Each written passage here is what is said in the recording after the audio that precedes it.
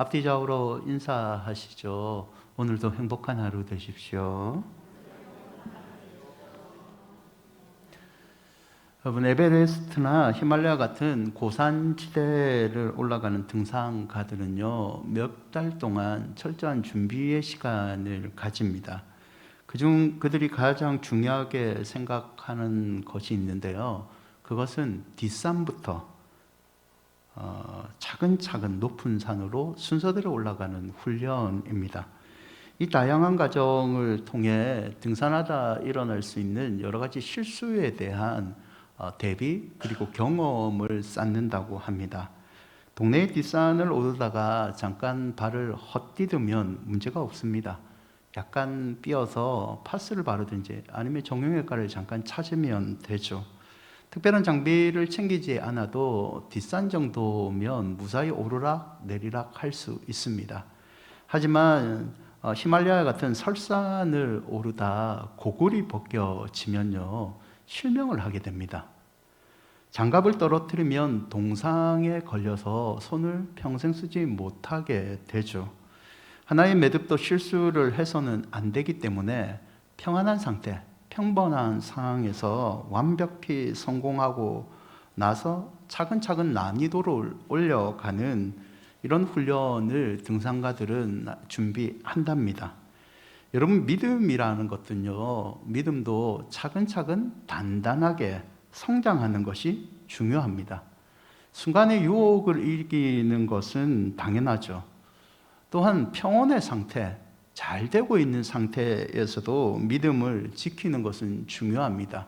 고린도전서 10장 21절을 보면 이런 말씀이 있는데요. 그런즉 선줄로 생각하는 자는 넘어질까 조심하라. 사도 바울이 고린도 교회를 향한 이 권면의 짧은 구절은요, 실패한 사람들에게 한 구절이 아닙니다. 자신에게는 이제 실패가 없을 거다, 축복의 대로가 열릴 거다라고 생각하는 사람들에게 그때가 바로 믿음이 흔들리지 않게 조심해야 될 때이다라는 권면이죠. 여러분, 항상 믿음이 흔들리지 않는 것, 이게 바로 형통이죠. 성벽 건축의 완성을 기술하고 있는 느헤미야 6장인데요. 이 느헤미야 6장은 크게 세 부분으로 기술되어 있습니다. 1절부터 9절은 산발락과 게셈의 모략, 그리고 10절부터 14절은 도비아의 계략이고 15절부터 19절까지는 성벽 건축의 완성을 언급한 부분입니다. 우리가 알다시피 느헤미야는 신실한 지도자입니다. 하지만 그를 쓰러뜨리려는 음모는요, 여전히 진행되고 있었습니다. 음모는 성벽 건설이라는 가업이 거의 완성될 때쯤에도 일어납니다. 1절을 보시면 산발락 도비아와 아라비아 사람 게셈과 그 나머지 우리의 원수들이 내가 성벽을 건축하여 허물어진 틈을 남기지 아니하였다 함을 듣고 그때는 내가 아직 성문에 문짝을 달지 못하였던 때여라. 적들의 이름은 우리가 이미 알고 있는 산발락, 도비아, 아라비아 사람 게셈입니다. 이들은 성벽 중건, 문짝을 아직 달지 않을 때 성벽 중건을 거의 마무리될 무렵에도 느헤미야를 여전히 공격합니다. 이제 성벽 건축이 마무리되는 잔치만 남겨둔 상태입니다. 기도의 응답이 이제 다 됐다라고 99% 이루어졌다라고 생각하는 때이죠. 그때 적들이 공격을 합니다. 여러분, 우리의 인생, 특히 믿음 생활이 이와 같지 않나요? 믿음에 실패한 사람들은 낙담을 경험하지 않습니다. 결국 큰 믿음의 낙담이라는 것은 우리가 응답을 거의 99% 받았다고 생각했을 때 유혹과 공격이 찾아오고 그때 쓰러지면 우리는 잘 일어서지 못하는 믿음의 경험을 갖고 있지는 않습니까? 여러분, 밧세바가 다윗 왕의 눈에 띈 때가 언제라고 기억하십니까? 그때는요, 다윗이 전투에서 승승장구할 때입니다. 패배를 모를 때이죠. 왕국을 맡을 때부터 밧세바와 더불어 타락하기까지 다윗은요, 인간적으로, 군사적으로, 그리고 정치적으로 패배를 한 적이 없습니다. 요나가 있죠. 이 요나가 자기 연민에 빠질 때는요, 그 도시에 큰 부흥이 일어났을 때입니다. 요셉이 보디발의 아내에게 유혹을 받습니다. 요셉이 유혹을 받을 때는요, 그가 보디발의 인정을 받고 그 집을 마음대로 운영했을 때이죠. 믿음은요, 고난이 있을 때만 지키는 것이 아닙니다. 평안할 때, 축복일 때도 믿음 지키는 것이 여러분 어쩌면 더 중요합니다. 그래서 믿음은 항상 흔들리지 않아야 되는 거죠. 시편 1편 1절과 3절인데요. 함께 읽어볼까요? 복 있는 사람은 악인들의 꾀를 따르지 아니하며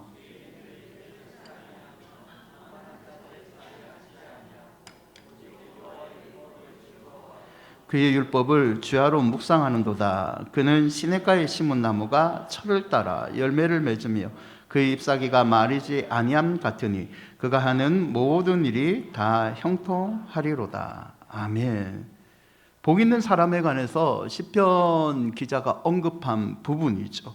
풍성한 열매를 맺는 것도 좋지만 모든 일, 어떤 상황이든지 흔들리지 않는 믿음을 소유하는 것이 하나님이 주신 참된 복임을 우리는 알고 있습니다. 사랑하는 우리 큰은혜 식구들이 항상 형통하는 열매를 맺는 복 있는 사람이 되시기를 축원드립니다. 여러분, 적들이 공격했을 때 느헤미야는 성벽 완성의 봉헌 예비를 이미 준비하고 있었습니다. 2절부터 6장 끝 9절까지 적들의 공격이 나오는데요. 적들은 세 가지 방향으로 공격합니다. 목적은 분명합니다. 느헤미야와 그의 백성들을 낙심시켜서 성벽 재건이라는 사업을 중단시키는 목적이죠. 첫 번째 적은요, 타협이라는 공격을 사용합니다. 2절에 보면 산발렛과 게셈이 사람을 보여 느헤미야에게 얘기하기를 오노 평지 한촌에서 서로 만나자라는 제안을 합니다. 서로 만나자, 어감에서 우리가 알 수 있듯이 우호적인 방문입니다. 너 나와 함께 서로 만나서 서로 화해를 하고 그리고 협상을 하자라는 좋은 제안입니다. 오노 평지는요, 예루살렘에서 북쪽으로 20마일 떨어진 아름다운 골짜기입니다. 하지만 느헤미야가요, 이 우호적인 방문의 제안을 거절합니다. 이유는 2절에 나와 있는데요. 2절 끝에 보면 이런 말이 있죠. 실상은 우호적인 방문인 것 같지만 그 의도는 나를 해치고자 한다. 여기서 우리는 한 가지 생각을 해 보아야 되는데요. 느헤미야가 우호적인 방문을 요청한 그들의 숨은 의도를 어떻게 하려 차렸을까요? 느헤미야 6장에는요, 첩자들이 보고했다, 그리고 정보가 새어나왔다라는 말이 없습니다. 명확하게 설명을 할 수 없지만 느헤미야는 하나님의 지도자로서 위로부터 오는 감각, 즉 영적인 민감함을 가지고 있었던 거죠. 하나님께서 늘 기도하는, 하나님께 집중하는 느헤미야에게 위험을 감지하는 이 느낌을 주셨던 것 같습니다. 4절에 보면 그들이 4번이나 더 우호적인 방문을 요청합니다. 하지만 4절 끝에 보면 느헤미야는 나는 또 꼭 같이 대답하였으니 여전히 거절합니다. 느헤미야는 똑같은 해답을 보내죠. 4번쯤 보냈을 때 이들의 의도가 진짜 우호적인 만남이 아닐까, 협상으로 끝나면 더 쉽게 가지 않을까 생각할 수 있지만 그는 이 우호적인 타협에 흔들리지 않습니다. 하나님이 기도 가운데 영적인 민감함으로 이것은 너를 해하려고 하는 것을 알려줬기 때문에 흔들리지 않고 거절을 하게 되죠. 두 번째 방법은 소문입니다. 5절을 보면 산발락이 5번째는 봉하지 않는 편지를 느헤미야에게 보냅니다. 해합이 불가능한 걸 깨닫은 산발락이 전략을 바꾼 겁니다. 여러분, 느헤미야를 영모로 모함하는 봉합하지 않는 편지를 보냅니다. 편지가 봉합하지 않는다는 것은요, 봉합하지 않았다, 누구나 읽어볼 수 있다는 뜻입니다. 이것은 일종의 탄원서입니다. 느헤미야는요, 바사 왕국에서 영모로 몰릴 위치에 있는 사람입니다. 그는 총독이죠. 그는 그 전에 술관원장을 했죠. 하지만 그는 노예국의 사람입니다. 자기 고향에 가서 어느 장로에 올랐을 때 언젠가는 왕을 배신하고 역모를 일으킬 사람이라는 의심 속에 살아간 인물이었습니다. 여러분, 일반적으로 고대 근동에서 법률 문서를 작성했을 때는 봉인되지 않은 것 그리고 봉인하는 문서 두 가지를 동시에 작성합니다. 봉인되지 않은 것은 현장에서 바로 사용하는 거고, 봉인된 것은 논쟁이 발생했을 때 증거로 보관하기 위해서입니다.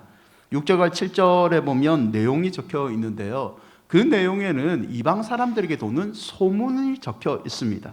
소문의 내용은 간단합니다. 주변과 이방 나라에 소문이 퍼졌는데 소문은 느헤미야가 반역을 준비하고 있다. 그 증거가 뭐냐? 예루살렘에 성벽 세우고 선지자들을 불러서 예배하기 위해서 있는데, 이 선지자를 세워서 자신을 왕으로 선포할 준비이다는 소문이죠. 여러분, 소문의 특징을 잘 아시죠? 소문은 출처가 없습니다. 그냥 이방 중에 이런 얘기가 있다는 거죠. 과장돼서 퍼집니다. 소문은 꼭 쑥덕거리는 사람, 그리고 소문에 귀가 얇은 잘 속는 사람, 이런 사람들이 있잖아요. 한 입에서 다른 귀로 전달되면 사실과 엄청나게 차이가 나고 결국 개인적인 감정과 오해를 낳게 됩니다. 지금 느헤미야가요, 이 소문으로 해서 진퇴양난에 빠져 있습니다. 그가 오노에 가기를 거절하면요, 느헤미야가 저 소문이 진짜이기 때문에 산발락을 만나기를 두려워하는구나 라는 오해가 퍼집니다. 오노에 간다면요, 꿀리는 게 있으니까 느헤미야가 가는구나, 소문이 맞다. 진퇴양난에 지금 덫에 느헤미야는 걸려 있는 거죠. 8절을 보시죠. 느헤미야가요, 내가 사람을 보여 그에게 이르기를 내가 말한 바 이런 일은 없는 일이요, 내 마음에서 지어낸 것이라. 소문에 휘둘리지 않고 담대히 부인합니다. 소문의 의도를 정확하게 파악해냅니다. 느헤미야는요, 이런 소문의 의도를 파악할 수 있었던 이유는 하나님 때문이었습니다.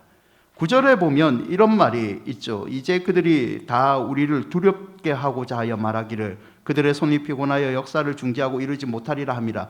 이제 내 손을 힘있게 하옵소서 하였노라. 소문을 맞았을 때 느헤미야의 기도입니다. 하나님, 이 소문 그리고 그들이 나에게 제시했던 우호적인 타협은 다 하나님이 내게 주신 역사를 이루지 못하게 하려는 뜻임을 알게 함을 감사드립니다.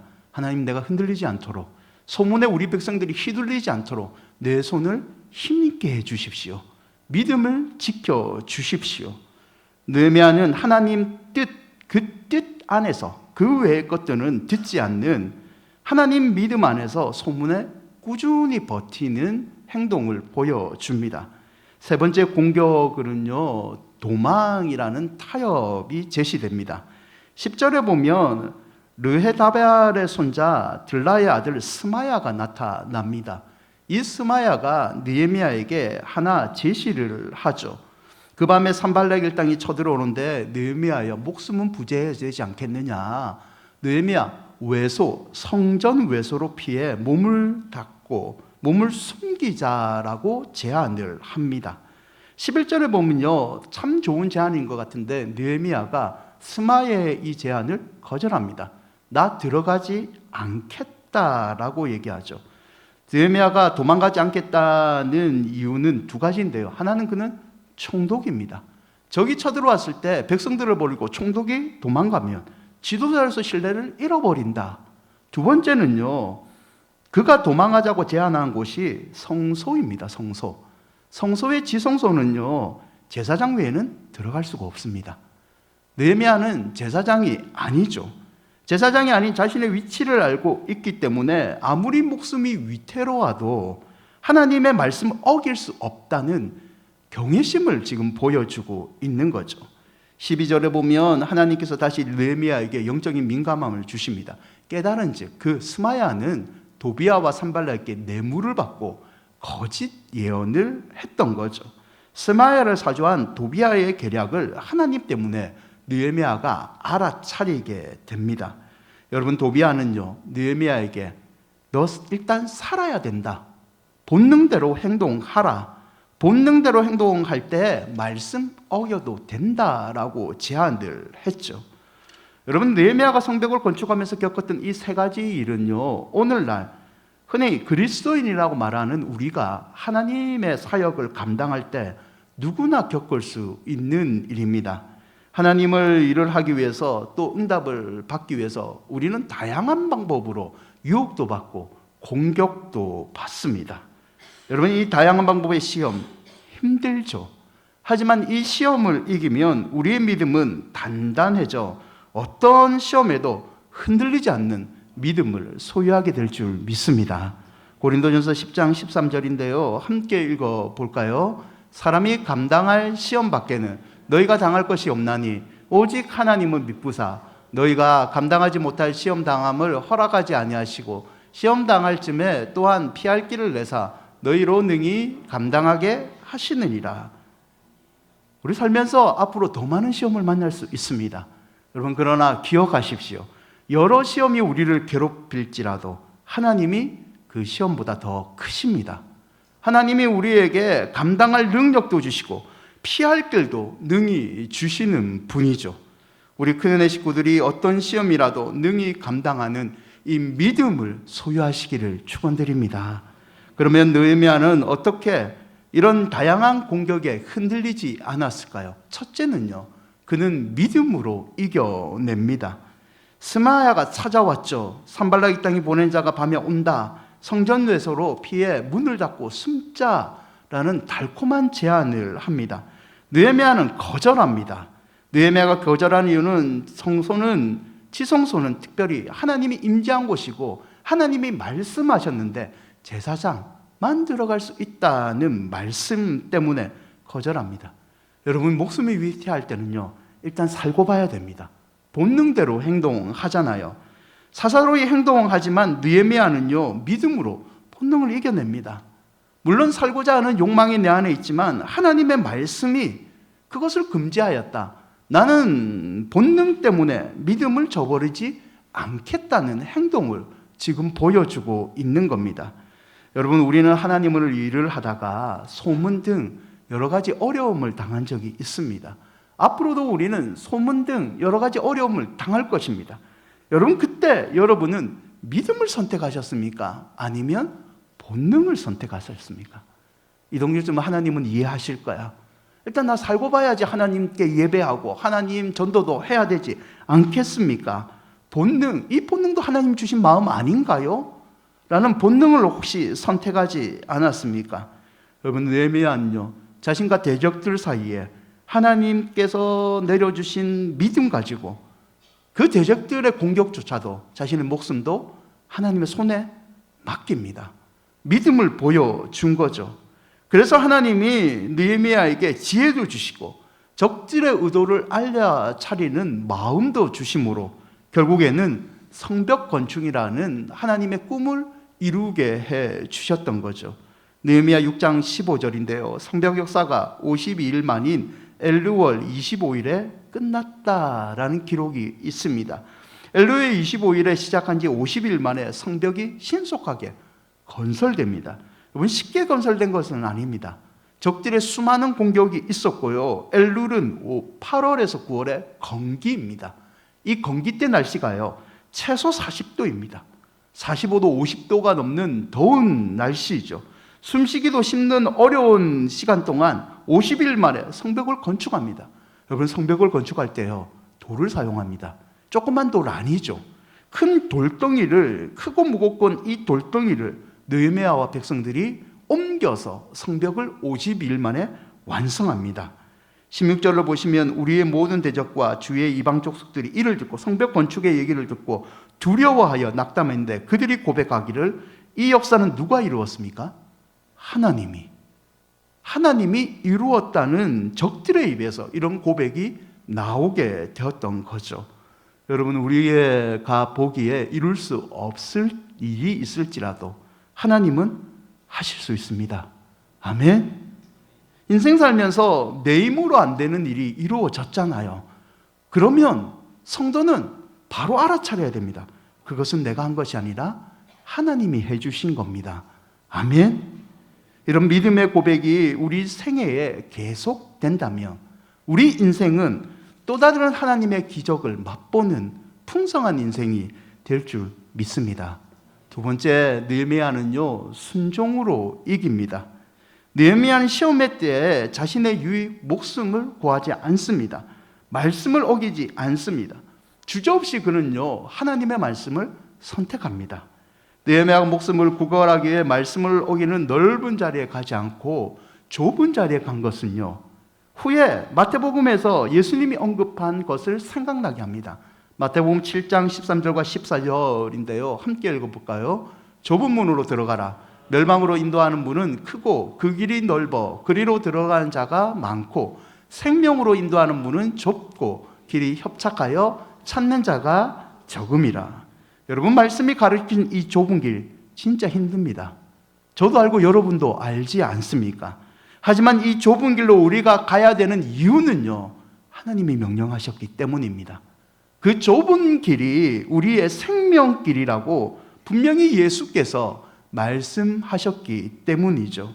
느헤미야는 거룩한 순종으로 죽고자 하는 자에게 사는 은총을 주시는 하나님의 섭리를 맛보았습니다. 죽을 것 같지만 믿음으로 좁은 길을 순종한다면 우리에게는 살아나는 하나님의 기적이 임할 줄 믿습니다. 여러분, 느헤미야 6장 16절을 보면 우리의 모든 대적과 주위에 있는 이방 족속들이 이를 듣고 다 두려워하여 크게 낙담하였다. 좁은 길로 가서 이방 족속에게 우리 이제 졌다라고, 이제 죽었다고 생각하는 그 순간 하나님이 임재하셔서 오히려 이방 족속들의 마음을 낙담하게 만들었습니다. 역전시킨 거죠. 신속한 성벽 건축 후에 완공을 듣고 주변의 대적들이요 오히려 하나님을 두려워한 겁니다. 하나님이 도와주신 거죠. 요한 1서 4장 4절인데요. 자녀들아, 너희는 하나님께 속하였고 또 그들을 이겼나니 이는 너희 안에 계신 이가 세상에 있는 자보다 크심이라. 여러분, 우리가 믿는 하나님은요 세상 누구보다 크신 위대하신 하나님이십니다. 그 하나님에게는요 반대와 음모가 아무 소용이 없습니다. 적들이 아무리 다양한 방법으로 우리를 공격하고 유혹할지라도 크신 하나님께서 우리를 지켜주시고 결국에는 적들을 물리치는 기적을 베풀어 주신다는 것을 여러분 잊지 마시기를 바랍니다. 여러분, 이스라엘이 약속의 땅 홍해를 건너 가나안으로 갈 때 여러분, 홍해를 이스라엘이 어떻게 건넙니까? 출애굽기 14장 14절과 16절은 이렇게 언급합니다. 함께 읽어볼까요? 여호와께서 너희를 위하여 싸우시리니 너희는 가만히 있을지리라. 여호와께서 모세에게 이르시되 너는 어찌하여 내게 부르짖느냐? 이스라엘 자손에게 명령하여 앞으로 나아가게 하고 지팡이를 들고 손을 바다 위로 내밀어 그것이 갈라지게 하라. 이스라엘 자손이 바다 가운데서 마른 땅으로 행하라. 홍해를 건널 때에 모세야, 너 어찌하여 나한테 살려달라고 기도만 하고 있느냐? 너 나를 못 믿느냐? 나는 애굽의 바로보다 큰 왕이다. 너 여기서 울부짖고 백성들의 원망만 듣지 말고 나가서 내 말에 순종해라. 손을 내밀어 앞으로 전진하고 그리고 지팡이로 갈라지라. 명령만 해라. 순종만 해라. 그러면 내가 홍해를 건너는 기적을 보여주겠다. 결국 모세와 이스라엘은 어떻게 합니까? 홍해를 하나님 명령대로 순종하여 건넙니다. 여러분, 순종이 홍해를 건너는 기적을 만나게 합니다. 여러분, 인생에 하나님의 형통을 받는 흔들리지 않는 믿음을 소유하는 것도 결국 순종이라는 것을 잊지 마시기를 바랍니다.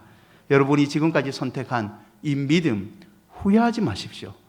결국 하나님께서 후회가 아닌 감사로 우리 삶을 이끌어 주십니다.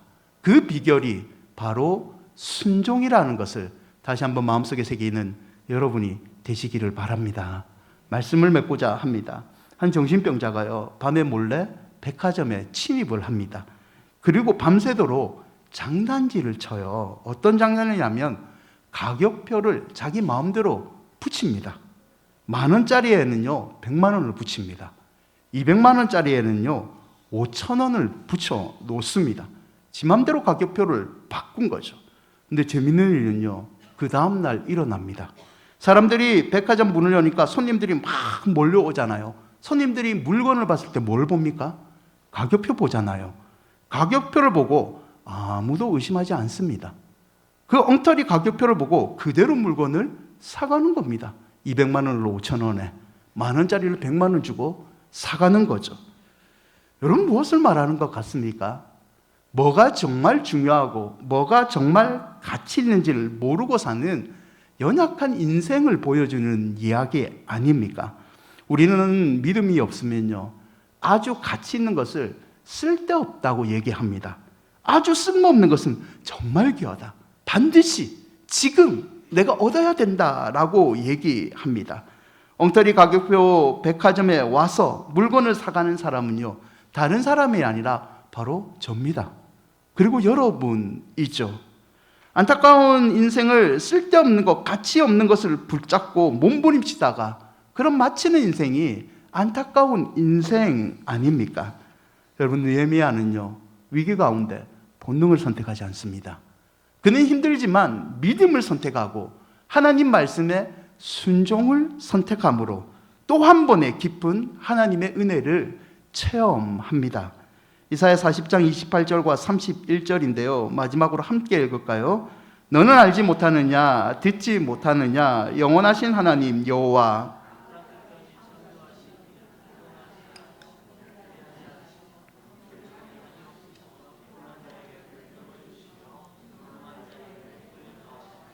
소년이라도 피곤하며 곤비하며 장정이라도 넘어지며 쓰러지되 오직 여호와를 앙망하는 자는 새 힘을 얻으리니 독수리가 날개치며 올라감 같을 것이요 다른 박질하여도 곤비하지 아니하겠고 걸어가도 피곤하지 아니하리로다. 아멘. 오직 여호와를 앙망하는 자는 새 힘을 얻을 줄 믿습니다. 오직 여호와를 앙망하는 자는 새 힘을 얻을 줄 믿습니다. 오직 여호와를 앙망하는 자는 반드시 새 힘을 얻습니다. 여러분, 믿음입니다. 결국 하나님이 믿음과 우리의 순종을 보시고 세상에 크신 하나님께서 은혜를 베푸신다는 것을 잊지 마시기를 바랍니다. 아무쪼록 느헤미야처럼 이 믿음의 순종으로 어떤 어려움에도 항상 흔들리지 않으시기를 주의 이름으로 축원드립니다.